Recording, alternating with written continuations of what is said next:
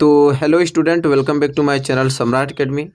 तो मेरे प्यारे विद्यार्थियों, इस वीडियो में हम बात करने वाले हैं क्लास 10th के विज्ञान के वेरी मोस्ट इंपॉर्टेंट प्रश्न दो की 2022 बोर्ड एग्जाम में पूछा जाएगा। ठीक है, टारगेट 95% अगर आप भी चाहते हैं तो वीडियो को शुरू से लेकर लास्ट तक देखिए। अगर यही वीडियो नहीं, पूरा वीडियो जितना वीडियो मैं प्रोवाइड करूँगा सारे वीडियोज़ देखेंगे, अच्छे से इसको तैयार करके अगर बोर्ड एग्जाम में पहुंचेंगे तो 100% 95 मार्क्स आपका अचीव हो जाएगा। ठीक है, क्योंकि मैं वो गेस क्वेश्चंस कराता हूं जो कि आपके बोर्ड एग्जाम के दृष्टिकोण से वेरी मोस्ट इंपॉर्टेंट क्वेश्चन हो और पूछा जाता हो। ठीक है, जैसा कि देख पा रहे हैं, पहला प्रश्न पहले मैं बहुविकल्पीय प्रश्न कराऊंगा, इसके बाद अति लघु उत्तरी फिर लघु उत्तरी, ताकि सारे पोर्शन सारे कैटेगरी के क्वेश्चन आपको कवर हो पाए, बहुविकल्पीय भी, अति लघु उत्तरी भी, लघु उत्तरी भी। ठीक है, तो चलिए वीडियो को शुरू से लेकर लास्ट तक देखिएगा।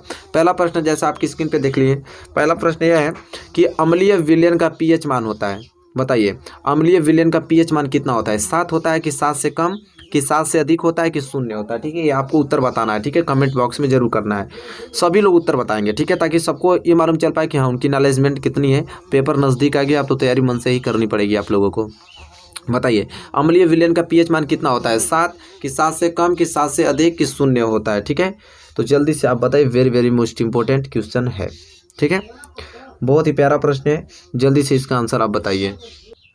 तो इसका सही आंसर हो जाएगा ऑप्शन बी, 7 से कम। 7 से कम होता है अम्लीय विलयन का पीएच मान। ठीक है, चलिए नेक्स्ट क्वेश्चन की तरफ बढ़ेंगे। क्वेश्चन नंबर दूसरा है, क्वेश्चन नंबर दूसरा है कि मनुष्य में मुख्य उत्सर्जी अंग क्या है? बताइए, मनुष्य में मुख्य उत्सर्जी अंग क्या है? वृक्क, फेफड़े, त्वचा कि यकृत? वेरी मोस्ट इंपॉर्टेंट क्वेश्चन है, इन चारों में से एक ही आंसर होगा। बताइए कि मनुष्य में जो मुख्य उत्सर्जी अंग है वो क्या है? ठीक है, तो वो है आपके फेफड़े। क्या है? फेफड़े। ठीक है, ऑप्शन बी इस क्वेश्चन का क्या हो जाएगा? सही आंसर। अगर आपने ऑप्शन बी दिया है तो 100% आपका उत्तर बिल्कुल सही है। ठीक है, चलिए आइए क्वेश्चन नंबर तीसरे की तरफ बढ़ चलते हैं। क्वेश्चन नंबर तीसरा यह है कि एम्पियर सेकेंड किसका मात्रक है? एम्पियर सेकेंड किसका मात्रक है? बताइए, विद्युत ऊर्जा का, कि विद्युत वाहक बल का, कि आवेश का, कि विद्युत धारा का? बताइए, इन चारों ऑप्शन में से कौन सा ऑप्शन सही होगा? एम्पियर सेकेंड किसका मात्रक है? वेरी मोस्ट इंपॉर्टेंट यह प्रश्न है। इन चारों ऑप्शन में से कोई एक ऑप्शन सही है, जल्दी से आप कमेंट करके बताइए कि एम्पियर सेकेंड किसका मात्रक है। तो एम्पियर जो सेकेंड है वो आवेश का मात्रक होता है। किसका? आवेश का। आवेश का एम्पियर सेकेंड मात्रक होता है। ठीक है, चलिए नेक्स्ट क्वेश्चन की तरफ। क्वेश्चन नंबर 4, क्वेश्चन नंबर देखिए 4 कह रहा है कि सल्फर डाइऑक्साइड का जलीय विलयन होता है। सल्फर डाइऑक्साइड का जलीय विलयन होता है अम्लीय, क्षारीय, कि उदासीन, कि उभयधर्मी? बताइए, इन चारों ऑप्शन में से कौन सा ऑप्शन सही होगा? सल्फर डाइऑक्साइड का जलीय विलयन होता है, तो सल्फर डाइऑक्साइड का जलीय विलयन होता है अम्लीय। क्या होता है? अम्लीय। ऑप्शन ए इस क्वेश्चन का क्या हो जाएगा? सही आंसर हो जाएगा। ठीक है, चलिए वेरी मोस्ट इंपॉर्टेंट क्वेश्चन है क्वेश्चन नंबर 4। अब हम बढ़ेंगे अगले क्वेश्चन की ओर और क्वेश्चन नंबर 5 की तरफ। Question number 5 very most important प्रश्न है, जैसा कि स्लिप में देख पाएंगे आप। ठीक है, क्वेश्चन नंबर 5 यह है कि स्वास्थ्य नेत्र के लिए दूर बिंदु स्थित होता है। अगर आपका आँख स्वस्थ है तो उसके लिए दूर बिंदु कहाँ पे स्थित होगा? 25 सेंटीमीटर पे, 50 सेंटीमीटर पे, कि 100 सेंटीमीटर पे, कि अनंत पर? बताइए, इन चारों ऑप्शन में से कौन सा ऑप्शन सही होगा? ठीक है, वेरी मोस्ट इंपॉर्टेंट है। स्वास्थ्य नेत्र के लिए दूर बिंदु स्थित होता है। ठीक है, जल्दी से कमेंट के माध्यम से हमें बताइए कि स्वास्थ्य नेत्र के लिए दूर बिंदु कहाँ स्थित होता है? तो अनंत पर स्थित होता है। कहाँ पे? अनंत पर स्थित होता है। ऑप्शन डी इस क्वेश्चन का सही आंसर हो जाएगा। चलिए क्वेश्चन नंबर 6 की तरफ बढ़ेंगे। Question number 6 very most important question, कि एक व्यक्ति के चश्मे में उत्तल लेंस लगा है। एक व्यक्ति के चश्मे में उत्तल लेंस लगा है। बताइए कि उस व्यक्ति की आंख में कौन सा दोष है? बताइए कि उस व्यक्ति की आंख में कौन सा दोष है? तो चलिए उत्तर देखिए कैसे लिखना है आप लोगों को, कि यदि व्यक्ति के चश्मे में कौन सा लेंस लगा है? उत्तल लेंस। अगर व्यक्ति के चश्मे में अगर उत्तल लेंस लगा है तो व्यक्ति के नेत्र में समझ लीजिए कि दूर दृष्टि दोष होगा, क्योंकि दूर दृष्टि दोष में ही हम उत्तल लेंस का प्रयोग करते हैं। ठीक है, आई होप आपको क्लियर हो गया होगा। और निकट दृष्टि दोष रहता तो यहाँ पे अवतल लेंस का प्रयोग होता। ठीक है, तो ये बात आपको अच्छी तरीके से जाननी है, समझनी है। ठीक है, और अच्छे तरीके से याद करके ही आपको एग्जाम हॉल में पहुंचना इन सभी प्रश्नों को। तो आई होप आपको अच्छे तरीके से क्लियर हो गया होगा। ठीक है, ये क्वेश्चन नंबर 6 है। आगे बढ़ें क्वेश्चन नंबर 7 की तरफ। Question number 7 very most important प्रश्न है। क्वेश्चन नंबर 7 ये कह रहा है कि चलिए क्वेश्चन नंबर 7 की तरफ आइए। देखिए क्वेश्चन नंबर 7 क्या बोल रहा है कि पुनरुद्ध भवन से क्या तात्पर्य है, पुनरुद्ध भवन को एक उदाहरण से स्पष्ट कीजिए। वेरी मोस्ट इंपॉर्टेंट क्वेश्चन है कि पुनरुद्ध भवन से क्या तात्पर्य है आपको, और पुनरुद्ध भवन को एक उदाहरण देके भी समझाना है। तो देखिए आप उत्तर कैसे लिखेंगे कि किसी जंतु के किसी भी कटे हुए भाग से नए जंतु की उत्पत्ति हो उसे पुनरुद्ध भवन या पुनर्जनन कहते हैं, जैसे में हाइड्रा और प्लेनेरिया आदि।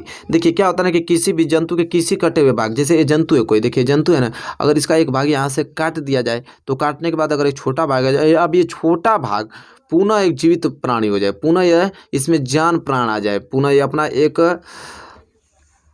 एक अपना पूरा एक जीव धारण कर ले, ठीक है, उससे हम बोलते हैं पुनरुद्ध भवन। ठीक है, जैसे हाइड्रा अगर है ना, इसका छोटा भाग, अगर इतना छोटा भाग भी काट देंगे ना तो पुनः जीवित हो जाएगा।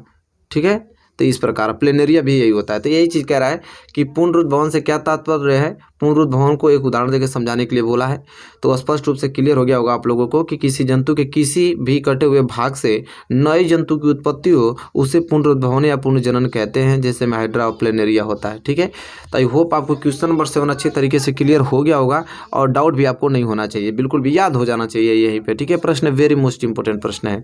चलिए अगर ये प्रश्न आपने अच्छे तरीके से क्लियर कर रखा है, प्रश्न नंबर 7, तो हम बढ़ेंगे अगले क्वेश्चन की ओर और क्वेश्चन नंबर 8 की तरफ। क्वेश्चन नंबर 8 देखिए, वेरी मोस्ट इंपॉर्टेंट क्वेश्चन है कि अवतल दर्पण तथा उत्तल दर्पण से बनने वाले अभिसारी प्रतिबिंब में क्या अंतर है। अवतल दर्पण से और उत्तल दर्पण से बनने वाले अभिसारी प्रतिबिंब में क्या अंतर है। तो आइए उत्तर के माध्यम से जानते हैं इसको कि अवतल दर्पण से बनने वाला आभासी प्रतिबिंब सीधा तथा वस्तु से बड़ा होता है, जबकि उत्तल दर्पण से बनने वाला आभासी प्रतिबिंब उल्टा तथा वस्तु से छोटा होता है। ठीक है, तो देखिए क्या कह रहा है कि अवतल दर्पण से जो बनने वाला आभासी प्रतिबिंब होता है ना, वो सीधा बनता है तथा वस्तु से क्या बनता है, बड़ा बनता है। लेकिन अगर वो उत्तल दर्पण से बनने वाला जो आभासी प्रतिबिंब होता है वो उल्टा बनता है और वस्तु से क्या बनता है, छोटा बनता है। तो यही अंतर होता है इन दोनों में। ठीक है, तो आपको क्लियर हो गया होगा कि अवतल दर्पण में वस्तु से बड़ा बनता है और सीधा बनता है, लेकिन उत्तल दर्पण में क्या होता है, उल्टा बनता है, वस्तु से क्या बनता है, छोटा बनता है। यही कंसेप्ट आपको क्लियर कर लेना है यहीं पे। ठीक है, कहीं जाने की जरूरत नहीं है कि इसको एक बार घर पर रिवाइज की, यहीं पे कर लीजिए। एक बार रिवाइज कर लेंगे तो अच्छे तरीके से क्लियर हो जाएगा। ठीक है, तो आई होप आपको क्वेश्चन नंबर 8 जो है अच्छे तरीके से क्लियर हो गया होगा। ठीक है, क्वेश्चन नंबर 8। चलिए हम बढ़ेंगे अगले क्वेश्चन की ओर, क्वेश्चन नंबर 9 की तरफ, और उसे देखेंगे। Very most important question number 9 है। तो क्वेश्चन 9 आपको इस स्लिप में मिलेगा। ठीक है, देखिए क्वेश्चन नंबर 9 यह है, कह रहा कि ससंयोजी यौगिकों के 2 गुण बताइए। जो ससंयोजिक यौगिक होते हैं, अब सबसे पहले हम जानेंगे ससंयोजिक यौगिक क्या है। ससंयोजिक यौगिक के 2 गुण बताइए। तो देखिए उत्तर में कैसे आप लिखेंगे कि पहला जो है गुण अंतरा आणविक बल। अंतरा आणविक बल के कम होने के कारण ससंयोजिक यौगिकों के क्वथनांक एवं गलनांक कम होते हैं। अंतराणविक जो बल होता है उसको कम होने के कारण, वो जब कम हो जाता है ना, तो ससंयोजिक यौगिक के जो क्वथनांक होते हैं एवं गलनांक होते हैं वो क्या होने लगते हैं, कम होते हैं। वो क्या होते हैं, कम होते हैं। ये तो पहला गुण हो गया। ठीक है, अच्छे तरीके से क्लियर हो गया होगा पहला गुण। और दूसरा गुण क्या होता है कि सामान्यतः यह विद्युत के कुचालक होते हैं।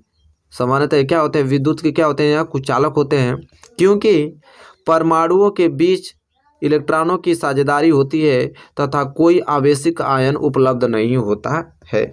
क्योंकि परमाणुओं के बीच क्या करता है, इलेक्ट्रॉन जो होता है, इलेक्ट्रॉन के साथ वो क्या करता है, साझेदारी करता है, इसलिए उसमें कोई भी आवेशित आयन जो होता है वो उपलब्ध नहीं होता है। यह वेरी वेरी मोस्ट इंपॉर्टेंट 2 गुण हैं। ससंयोजिक यौगिक के 2 गुण बताने के लिए बोला है और दोनों गुण यहाँ पे अच्छे तरीके से लिखे हुए हैं, बस आपको पढ़ के याद करके जाना है। वेरी मोस्ट इंपॉर्टेंट क्वेश्चन है। ठीक है, चलिए क्वेश्चन नंबर 10 की तरफ बढ़ेंगे और उसे समझने की कोशिश करेंगे पूरी अच्छी तरीके से। इन दोनों को नोट कर लीजिए। क्वेश्चन नंबर 10 देखिए, वेरी मोस्ट इंपॉर्टेंट प्रश्न है, यहाँ पे दिखा देता हूँ। क्वेश्चन 10 कह रहा है कि धमनी किसे कहते हैं, पल्मोनरी धमनी में किस प्रकार की रुधिर पाया जाता है। ठीक है, सबसे पहले हम बताएंगे धमनी किसे कहते हैं और ये भी बताएंगे कि जो पल्मोनरी धमनी होता है उसमें किस प्रकार की रुधिर पाया जाता है।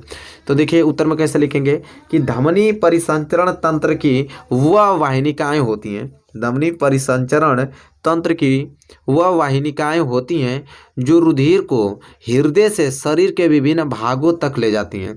जो रुधिर हमारे रुधिर को क्या करता है, रुधिर को हृदय से, कहाँ, हृदय, हमारे हृदय से रक्त को, खून को पूरे शरीर में लेके जाता है।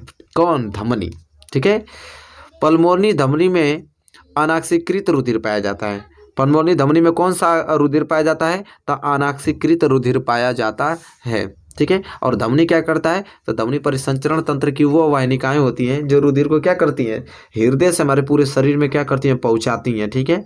और पूछ रहा था कि धमनी में किस प्रकार की रुधिर पाया जाता है, तो धमनी में अनाक्षीकृत रुधिर पाया जाता है। बस इतना पॉइंट आपको याद करके जाना है और एग्जाम में अच्छे तरीके से इसको लिख कर चले आना है। ठीक है।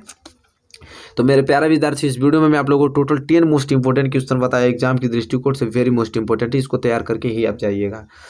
वीडियो पसंद आए तो लाइक कीजिए, चैनल पर नए तो चैनल को सब्सक्राइब करके बेल आइकन को प्रेस कर लीजिए। मिलेंगे आपसे नेक्स्ट वीडियो में, तब तक के लिए धन्यवाद।